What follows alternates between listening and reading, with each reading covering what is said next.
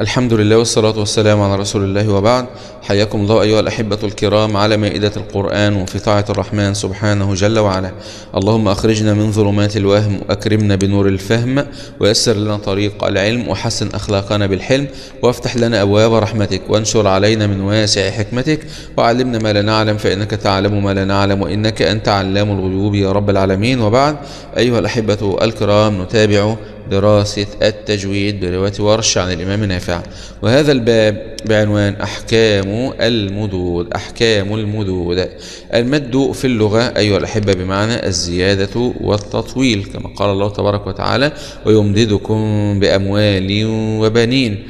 اصطلاحا: وإطالة الصوت بحرف من حروف المد، وحروف المد ثلاثة وهي الألف والواو والياء، يعني مجموعة في كلمة واي. السواكن المجانس لها ما قبلها، أي الألف الساكنة المفتوح ما قبله، يعني دايما الألف الساكنة بتأتي في المصحف عارية معلش حاجة ويكون الحرف اللي قبلها مفتوح، والواو الساكنة المضموم ما قبلها، والياء الساكنة المكسور ما قبلها. يبقى دي شروط حروف المد، دايما تلاقي الألف قبله مفتوح، الواو قبلها ساكن، الواو قبلها مضموم، وكذلك الياء قبلها مكسور. ومش معنى انها ساكنه يعني بتلاقيها في المصحف عليها سكون، لا، بتكون عاريه من الحركه في المصحف. وهي مجموعه في قوله تبارك وتعالى: نوحيها. يبقى هذه الكلمه جاء فيها المد بانواعه الثلاث. هذا مد الواو نوحي، مد الياء ها، مد الالف، جاءوا في كلمه واحده هذه الكلمه.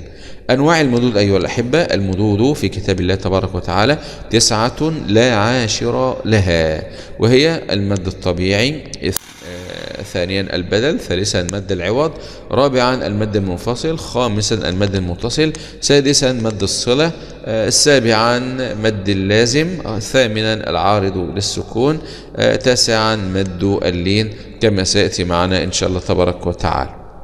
أولا المد الطبيعي.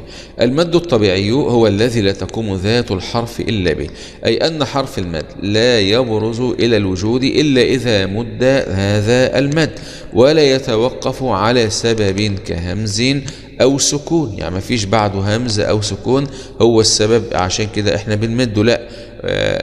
طبعا الهمز او السكون ممكن الهمز يكون في مد البدل، مد المنفصل، مد المتصل، مد الصلة ممكن عندما يأتي بعده، احيانا يأتي بعده همزة واحيانا يأتي بعده همزة. مد اللازم، المد اللازم يأتي بعده السكون، المد العارض للسكون، مد اللين، كما سيأتي معنا كل هذه الأنواع إن شاء الله. يبقى المد الطبيعي هو الذي لا تقوم ذات الحرف إلا به، أي أن حرف المد لا يبرز إلى الوجود إلا إذا مد هذا المد، ولا يتوقف على سبب كهمز أو سكون، ويمد بمقدار حركتين.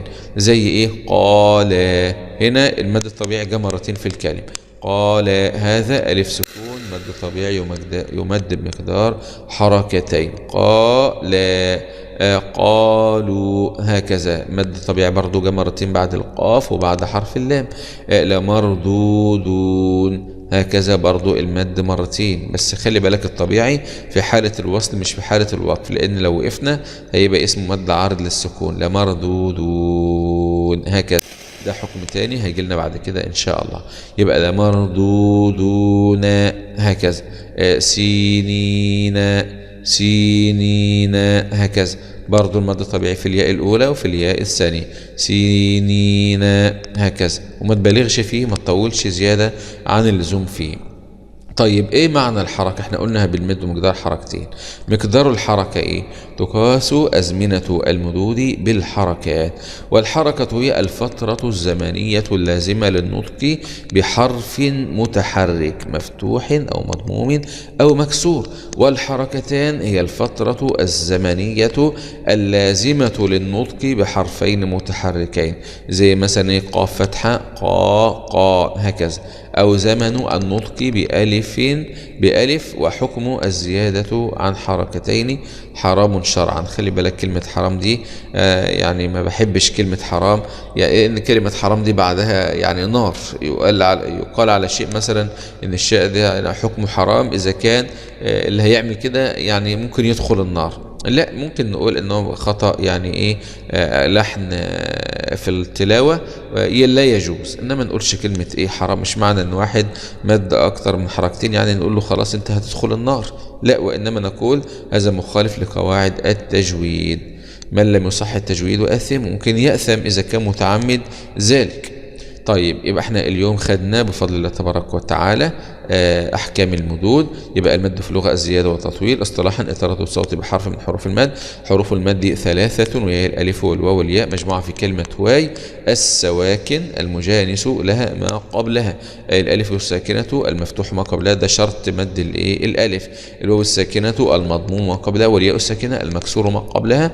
المجموعه في قوله تبارك وتعالى نوحيها، يعني هذه الكلمه جمعت انواع المد الثلاثه: مد الواو، مد الياء، مد الالف. أنواع المدود، قلنا أن المدود في كتاب الله تبارك وتعالى 9 لا عاشر لها، وهي الطبيعي، البدل، العوض، المنفصل، المتصل، الصلة، اللازم، العارض للسكون، اللين. احنا النهاردة خدنا المد الطبيعي فقط، يعني مش عايزين نثقل في المعلومات، وإنما نتأنى حتى نتقن ما تم دراسته. أول حاجة المد الطبيعي، قلنا أيها الأحبة أن المد الطبيعي هو الذي لا تقوم ذات الحرف إلا به، أي أن حرف المد لا يبرز إلى الوجود إلا إذا مد هذا المد، ولا يتوقف على سبب كهمز أو سكون. ويمد حركتين: قال، قالوا، لمردودون، سينين، هكذا. يبقى وقلنا أن مقدار الحركة تقاس أزمنة المدود بالحركات، والحركة هي الفترة الزمنية اللازمة للنطق بحرف متحرك، يعني مفتوح أو مضموم أو مكسور. والحركتان هي الفترة الزمنية اللازمة للنطق بحرفين متحركين زي قا قا، أو زمن النطق بألف. وحكم الزيادة عن حركتين لا يجوز ومخالف لقواعد التجويد. درس اليوم: عرف المد الطبيعي، عرف المد الطبيعي فقط، وتأتي بمثال عليه. وإن شاء الله الدرس القادم سيكون مد البدل، وهو من خواص رواية ورش إن شاء الله تبارك وتعالى كما سيأتي معنا.